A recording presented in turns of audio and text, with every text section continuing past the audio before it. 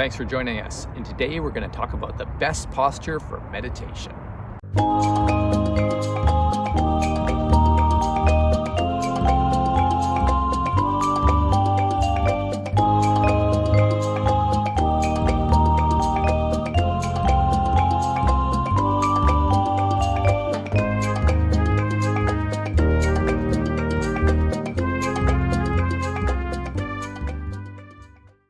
So, the best posture for meditation? Well, there isn't one. It's not really surprising because we all have different body types. And some of us may have more flexibility in our hips and some of us may have less. For instance, if I sit on the floor or on the ground in the cross-legged position, my legs fall asleep in a couple of minutes. So it's not really a viable way for me to meditate. But other people might find it quite comfortable. When we talk about meditation posture, we are talking about something called asana, which means posture in Sanskrit. It's a third of Patanjali's 8 aphorisms, and it's really important. If we don't have a proper posture or a comfortable posture, we won't be able to meditate. We won't go into deeper states of meditation very easily. We certainly won't go into absorption and into samadhi. So posture is important. Now, when we talk about posture or the best position for meditation, we're really talking about principles. Now, what we want to do is to ensure that our spine is erect.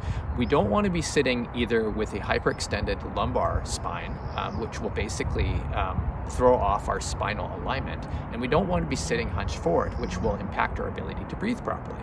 So we want to be sitting in a spinally neutral way. Now, our spine is not straight. Our spine is an S-curve. And so we have to recognize this. So we want our spine to be erect and to be neutral. We don't want our chin forward. We don't want our chin down. We want it just resting. So when we can think about our head, we can think about the idea of being pulled up from us as if we had a string at the top of our head and it's pulling our spine up. So our chin will go down slightly. So our neck is elongated, but it's not hyperextended either way. We want our shoulders to be relaxed. So when we are in a meditation position, we want to relax our shoulders. We want to relax our jaw. We want to relax our neck down through the torso. So when our spine is aligned, we can do these things. Another thing that I find very helpful is if I have my knees below the level of my hips, and I find that then doesn't put strain on my lower back. So if I am to sit on a chair with my knees higher than my hips, I tend to either hyperextend my lower back or I tend to round forward with my upper back. Either way, it's a strain. And so the way that I sit is I actually sit on one of those Buddhist stools, which is basically you're sitting on your knees, but you have a little seat underneath you which lifts your butt up. And so the circulation of the legs continues because the legs are not bent too much. And also what it does then is my knees are lower than my hips. I'm sitting on this little stool. Most of my weight is on my knees and my feet. And I'm very comfortable. It's a neutral spine, and I can sit there for hours because it's very comfortable. Sitting on the floor or ground is not comfortable. You can also sit on a chair, but what you want to make sure is that you don't lean back on the chair.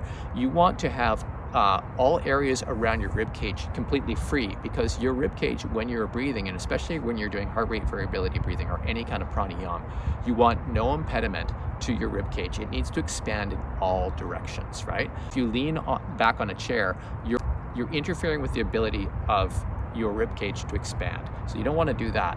But sometimes you do need back support. And so what you can do is you can put a bolster or pillows at your lower back, but you basically want it no higher than kind of just below your mid back. So certainly, it needs to be below the rib cage. It will help support your lower back so that your muscles won't have to constantly fire to hold it up. So you can use a bolster, or you can roll up some pillows and put them basically at the base of your spine against the chair, and it sort of wedges your spine in, and then you won't tire out your lower back. I've seen people who sit on chairs and they sit on the edge of the chair, and then they bring their back, like they hyperextend their their back and they're sitting like a bow. And that is so tiring. And try doing that for 3 hours in a row. Like, it will kill your back. So it's just not a good thing. But the part of the reason for that is because the knees are higher than the hips. And so to balance the back, you have to hyperextend or have back support or hold it extremely rigid. And you don't want that. You want to be sitting naturally in a way that doesn't tire you out in meditation. So to reiterate, we want to be sitting with our spine neutral and elongated, not bent forward or not bent backward, not hyperextended, all that kind of thing, and then relaxing everything else.